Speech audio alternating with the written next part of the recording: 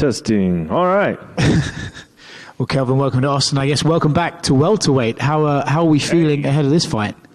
Doing good, man. Feeling good. It was a hard camp, but we're at the other side of it, and excited to put on a show this Saturday.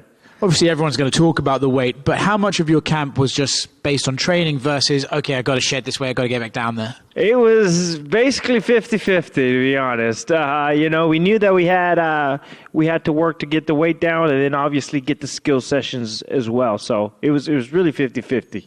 Now you're here and you're ahead of the final push. How are you feeling physically? Do you feel like, okay, there's a pros and cons to this, or how are you feeling ahead of the fight? No, I mean, I feel great, man. I haven't felt this great in years. I haven't been this skinny in years, and I haven't been this lean in years. I feel good. We put in a lot of work, and like I said, we're on the other side of it. I feel good, man. Nice having abs again? Yeah, I have two abs. Even when I'm skinny, I only pop out too. How do you feel about the matchup? I mean, Sean Brady's obviously a massive talent. Yeah. He had the loss to Bilal, but other than that, he's been pretty solid his whole career. How do you look at him as an opponent, and how do you feel about him? Yeah, no, this is a guy that I wanted to fight. We chose somebody in the top 10. I said I want to fight Sean Brady. This is a tough guy. Guy in the top 10, a guy that people like to see fight. And so I figured this would be a good test, a good first test at 170, back at 170. Yeah. You probably won't know until Sunday morning, but do you think now you've gone through the camp, you're getting off the weight, that this is probably the division you'll stay in for the foreseeable? No, this is definitely, this has always been my division, right? I had success at middleweight, and so I stayed there, stayed complacent. It didn't work out for me at the end. So I had to get out of my comfort zone a little bit and dedicate to my diet a little bit more. So this has always been my rightful weight class, man. Yeah. Do you feel like because you have to stay on top of it and you have to stay disciplined, that this is better for you in terms of keeping focus and keeping strict about yourself and pushing yourself in this career? Yeah, it definitely does push me to stay more focused on my diet and dedicated towards that. So yeah, it definitely motivates me to keep working on that. Cool. And then now in your old but new division, you got Leon Edwards fighting Colby Covington soon. Curious how you look at that fight and who could be at the top for you to chase. You know what? I think I see Leon Edwards coming out on top of that. I don't know how. I just feel like he's gonna be able to figure it out and win. I'm not taking away anything from Colby. He's as tough a fight as anybody can be. I just think Leon's gonna figure it out. And I think he's the top dog right now. Leon is the top dog right now. Hopefully in the future, one day we'll get matched up.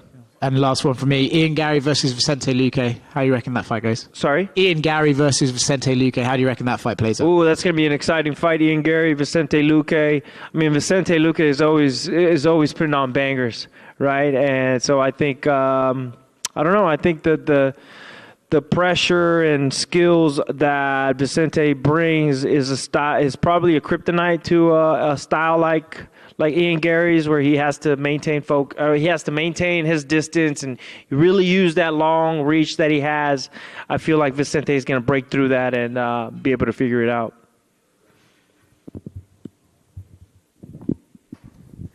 All set? Hey, how's it going? Excuse me. So you had a lot of fights kind of fall through over the past year and a half. Is that something that you're going to be kind of looking forward to get back with, like, activity in the next year? Yeah, man. Obviously I want to fight at least twice a year, if not more. But twice a year is my goal now.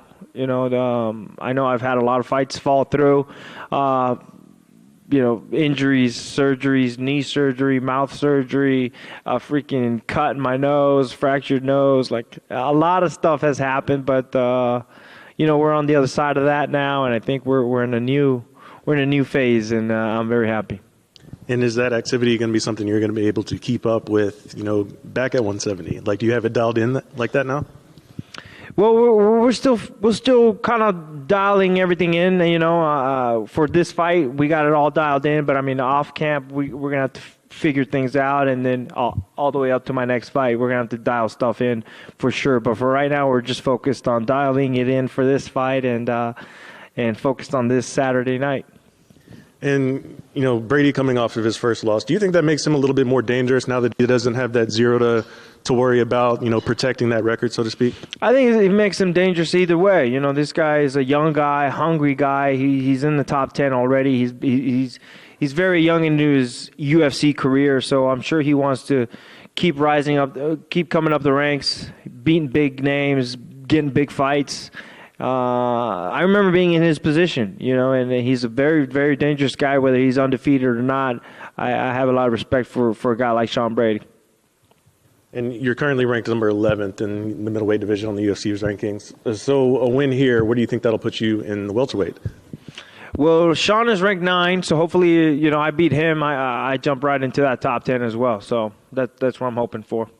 Are you going to be trying to get that fight back with Shavkat? That Yeah. part? Yeah. Oh, yeah. Sweet. Thank you.